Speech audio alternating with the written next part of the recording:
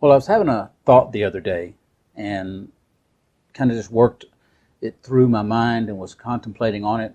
And I want to talk to you a little bit about the truth about change. The truth about change. So if you go to dictionary.com, the first definition you come up to says change means to make the form, nature, content, future course, etc. of something different from what it is or from what it would be if left alone. And so change is, you can change a person's name, change your opinion, and change the course of history. So the word change is, it can be a sexy word. It can be a buzzword. Politicians love to use the word change because it incites something into people and gets them excited about possibly having someone new in office, or actually someone that's currently in office that's going to make some changes. That's kind of a whole thing about the incumbent is being attacked because they're saying, the opponent is saying, we need to make changes, we need to make changes, we need to make changes. Well, the problem being is if they do get in office, it's almost impossible to make change because no one is willing to pay the price for change. In our nation, in your life, in your corporate world, in your church, it's hard to make change. See, change doesn't sound good when you're comfortable. Change, the word change. Now I can tell you, for instance, I was brought into a situation, church wanted me to come in and help them make some changes. They wanted me to help change, just change some things because they were bored of the way things had been. They were tired of the way things had been. They complained about the way things had been and how things were going. And so they brought me in to make changes. And so I came in and I was there for a little while, kind of assessing things, working with their worship team, bringing some change. They were doing songs, the contemporary worship songs they were trying to do, they were making them sound different. And so people are used to hearing those worship songs on the radio one way, and then when they hear them a different way at church, their mind is processing the two ways, in that if you would do it the same way it's done on radio, or how people have heard it, then they're more comfortable, they can enter in. That's the whole thing about worship. This is not a teaching on worship, but if you're going to make some changes in worship, try to make your worship, if you're doing songs that are popular, that are on the radio currently, that people are already hearing, people already know, especially with, you've got YouTube and you got Bethel, and you're getting all your songs from Bethel and from Hillsong and stuff like that, and they know it a certain way, and then if you say, well, we're going to put our flavor to it, well, that's okay, but if you change it so much, change the rhythm of it, change the way you say the words, the cadence of the words, people are going to spend most of their time during worship trying to process that change, and they're not going to enter into worship. So there's a little worship teaching. So anyway, we're brought into this church, and so one of the things I talked to the pastor and said, this is one of the things I feel like we could make a change. We could make things more streamlined in the order of the service, the way they did services. And they are a traditional Pentecostal church, so they come in and have Sunday school, and then they have service. And so what they were doing was they were coming in to the auditorium, the worship team was getting set up, they were doing a worship song, and then having a prayer, and then releasing everybody to their classes. Well, that took up, a good 10 minutes or so. By the time, whoever's leading that gets up and talks and does what they want to say, and so they're taking up a good 10 minutes. Well, then they go into the classes, 5-minute transition time, and then the teachers would have a good 45 to 50 minutes to teach. And so, like at 10 till, they would ring a bell. And so that was the warning. So 5 minutes later, 5 till, they'd ring another bell saying, okay, it's time to lead classes. So by the time they get out of the classes and get transitioned into service, it's right at 11 o'clock. Well, then the worship team does a good, 20, 25 minutes or so, and then they do offerings and announcements. And so the pastor was having 20, at the most 25 minutes. And I felt this was inequity. They wanted to have some, and they were always going overtime, always going over the noon time, which in church, that's not really a good idea to do constantly. Every now and then it's okay because you want to keep people, awake, but to constantly be going over the noon time when it's expected to be out at noon, you start losing people then. So I felt like the way to balance the inequity of the teachers having so much time and the pastor not having as much time was, okay, let's just come in, we'll go straight, if you're going to do Sunday school, let's go straight into our classes and start right at, because they came in at 10:15 is when they finally got started, that sort of thing. So if they would come in at 10 o'clock, go straight into their classes, have their class time, move the release time back, so you would have add another 15 minutes to your service time. So you'd have an hour and 15 minutes. That'd give you plenty of time to get everything done, and the pastor would have a good 30 to 40 minutes to speak. And me personally, I need all the time I can get. I can do it in a limited time. When I pastored, we had an hour-long service. We didn't have Sunday school. We had an hour-long service, and so I had to get used to preaching inside of 30, 35 minutes because we did 15 minutes of worship, 15, 20 minutes of worship, that sort of thing, and then we moved in. So anyway, they brought me in to do that. So this was the suggestion I made to the pastor, and so he called a meeting of the leaders. Well, actually, it was everybody that was doing anything at the church.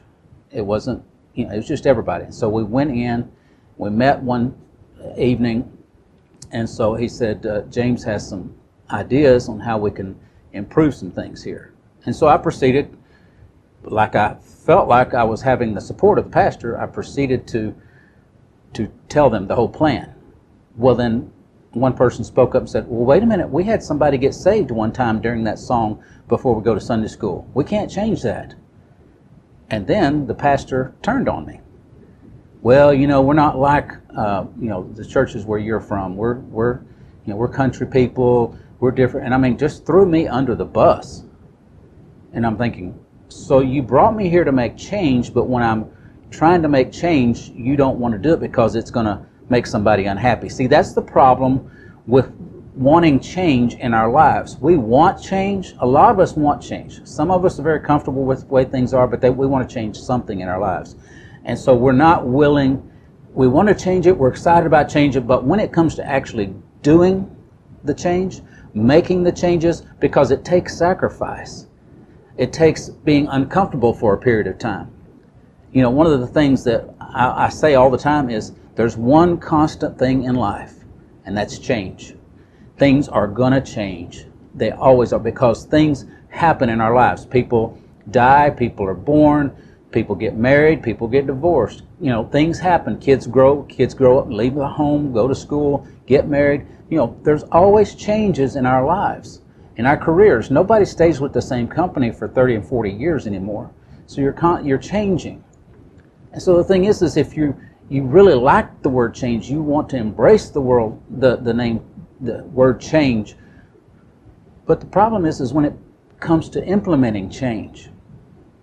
And so that's the problem with any political leader, any church leader, any organization, any business. They want to make change, then they have to do it, and they have to be willing to do some things to make changes. There's some other meaning definitions for the word change. One of them is to transfer from one conveyance to another. In other words, you have to change planes. We don't like having to change planes. We want to stay, once we get in that little tiny seat, we get ourselves wedged in, we just want to go from point A to point B and be done with it. We don't want to have to get off of that plane, get our carry-ons, go into the terminal, go find the next gate, and usually it's across the airport. And if you're in Atlanta, oh my goodness, you go from one terminal, you have to get on the tram and all this kind of stuff. It's crazy. But you have to, and then you have to get back on, go through the cattle call again, get back on the plane. See, that's a change that people don't like. But if you want to have if you want to have a a less expensive flight, or some places you go, you can't do anything, can't get there without change. But if you want to have a less expensive flight, sometimes you have to change planes. If it makes more sense economically, you have to change planes. Another of the definitions says to give or get an equivalent amount of money to lower denominations in exchange for. In other words, to give change for a $5 bill. So I've got a $5 bill, you give me 5 ones. See, in a corporate setting, and in our life, a lot of times we need to make changes. We're just changing the form. We're not changing what it's actually doing. Whatever the thing is we're needing to make change. Say in our organizations or in our churches, there's some things that are going on. We need to change what it looks like. We need to change. We're still kind of doing the same thing, but the approach is differently. In other words, we split it up. So say you've got one kind of program going at your church, or you're working on something in your life. You're working on losing weight. Well, the thing is you're going to have to break that up. If you are exercising daily, then the thing is at some point your body is going to get used to that, and it's not going to have as much of an effect on your body as it used to. So then you have to change it up. You have to go to something different. It's still the same thing. It's still a cardio exercise. It's still weights, but you change the approach. And so it's the same thing you're doing, but you're changing the approach so your body doesn't get used to that. So that's one of the things that you have to do. Another one is to remove or replace the covering or coverings of.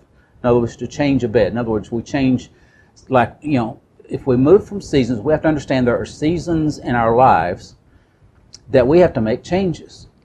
And so when you go from one season, from summer, I can't sleep with the blankets and stuff on the bed that I can in the winter time.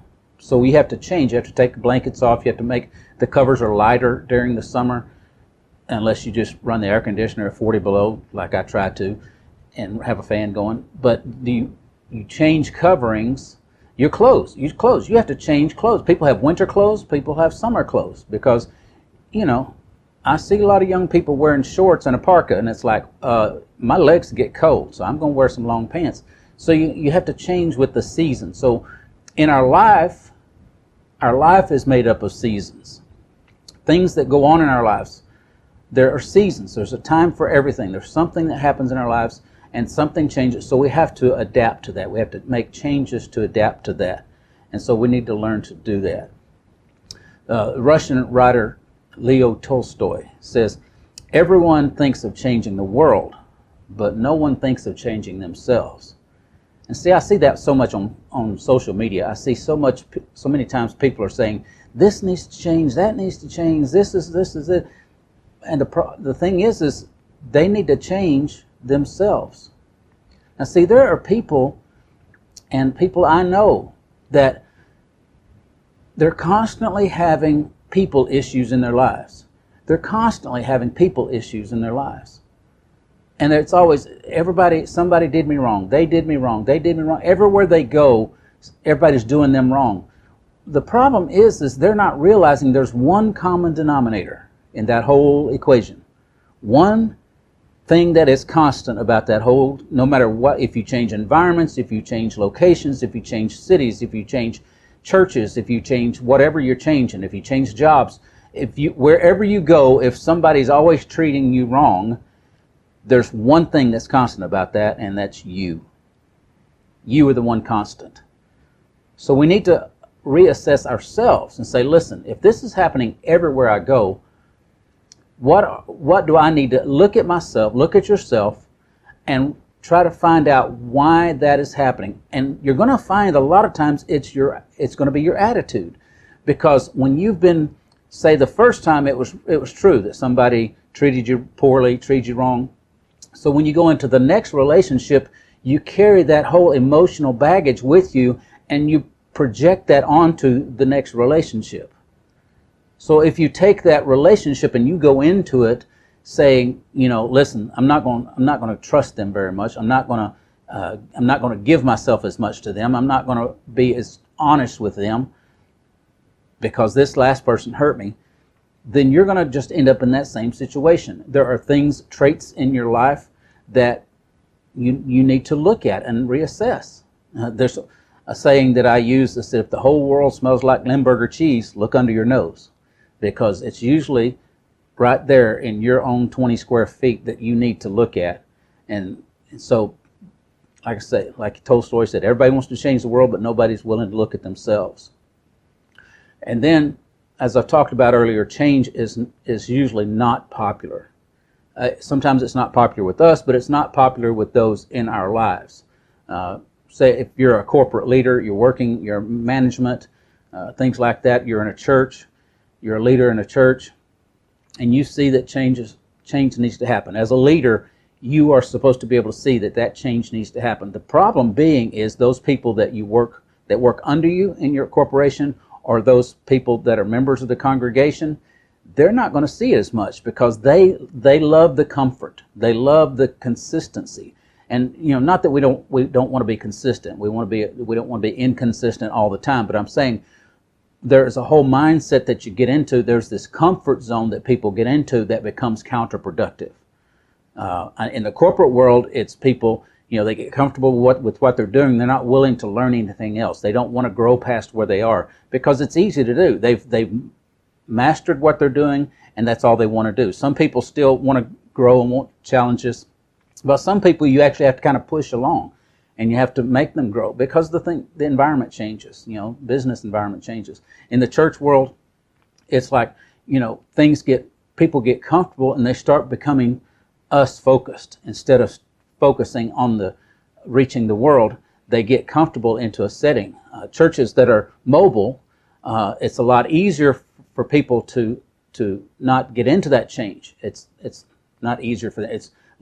They're less likely to enter into that comfort zone, because of the fact that they're setting up and tearing down every Sunday. There's always something. I've done that before. There's always something to deal with every Sunday. There's always something. If you're meeting in schools, they forgot to turn the bells off, or they forgot to leave the air conditioning on, or they, whatever it was, whoever used the cafeteria or whatever you're using last, they didn't put the tables away, or just there's always something to deal with. But when you get your own facility, whether you're renting a building or that you set up and you don't have to set up and tear down, you have to guard against this mindset of saying people getting really comfortable, because then they tend to sink into that chair and get really us focused. Oh, this is so nice for us. This is good for us. Well, they forget that their objective is reaching out, is reaching others. And so we have to guard against. So as a church leader, you recognize that, so you're going to have to make changes. It is not going to be popular a lot of times. And some of you that have to answer to boards and things like that, it's a murky waters to navigate. But making change is not always popular. Max Lucado says a man who wants to lead the orchestra has to turn his back to the crowd. So if you want to lead effectively, lead and make change effectively, you're going to have to not go with what the crowd wants sometimes. Sometimes it's great. Sometimes everybody's on board with it, and that's great. But as a rule, change comes hard. And so we need to learn to adapt to it. Change is something, again, change is the only constant in life. Death, taxes, change. There's always something going to change. And so we need to be changing, because we need to be refreshed. We need our minds, when we're studying Alzheimer's, when I do Alzheimer's presentations and stuff, the research shows that the mind needs to be activated. See, if it's lulled into this comfortable zone where it doesn't have to think, process things, it doesn't have to process new information, then it has this tendency to be susceptible to dementia and Alzheimer's. So we've got to keep our brain and our minds active to keep it alive and keep it growing. We've got to constantly be growing mentally, so that we don't become so susceptible to dementia and Alzheimer's, because you get a brain that's not active, and it starts to, how muscles say atrophy. It'll start atrophying. You don't use it, you lose it. So if you stop learning, that's one of the principles. The same way with change. Change is something you need to do pretty often, because it keeps you on your toes. It keeps everybody on their toes, and you're more aware and you're more active. and it keeps things going. And in a church, you don't want things to get stale. You don't want things to get stagnant, because people will start getting self-focused. They'll focus on themselves and what they can get from the church, and it becomes a routine. It becomes something they just do. I'm covering a lot of different places, personal, church, work, but I've got a wide audience, so I just want to cover everybody. So change comes with that. And so let me bring, as a closing point, let me bring this around to my motivational gift study. If you're doing a job that does not fit your gifts, you're frustrated. But if you've been somewhat successful at that, or you've been successful at it, it's going to be difficult to make changes. It's comfortable to do what you're doing. It's more money. The money is safe and secure. You know you're going to be having a certain salary. But the thing is if you don't ever make the decision to change from doing something you've been doing just because that's what you've been doing to doing something that you're gifted to do, you'll never experience the exhilaration in life. I can tell you from experience, it's hard to do it, and you have to make sacrifices to do it. But it's the most exhilarating thing in your life. It's the most, and you're more alive, and you're a better person because of it. You're more effective as a person, and you're a better person to be around. You're not miserable all the time. So making change in our life, change is something that we all have to do. Change is never easy, and most of the time it's not popular. And you have to make some sacrifices to make change.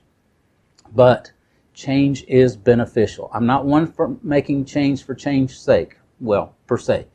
Sometimes you just got to keep changing things just to keep people on their toes.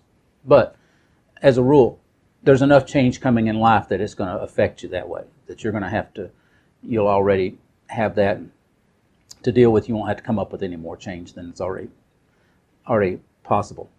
So anyway, I just want to spend this time about change because I felt like it was something that I wanted to talk to you about, and something I think will be very beneficial to you.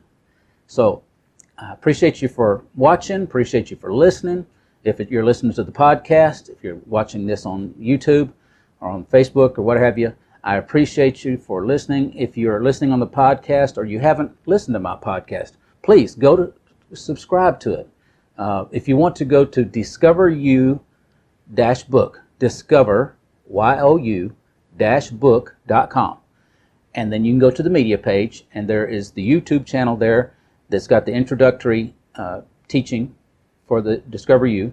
But that, once you click that, it'll take you to the YouTube channel, and this Discover You. And then there's also my podcast is there. It's embedded. You can click that, and please subscribe to the podcast.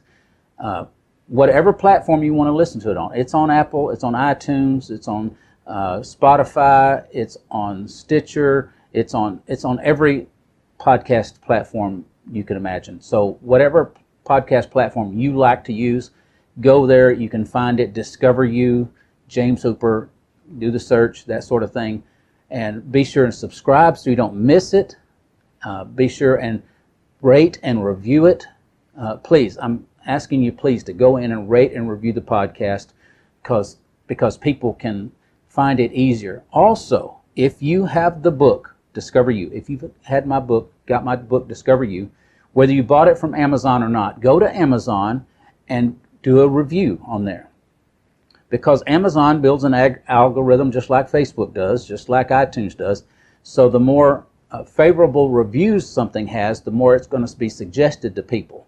You know, when you go into Amazon and you buy something, it says people who bought this, or this is something we thought you might like. So if you do a positive rating, I'm not telling you to do a positive rating, but if you want to do a rating, please do a positive one.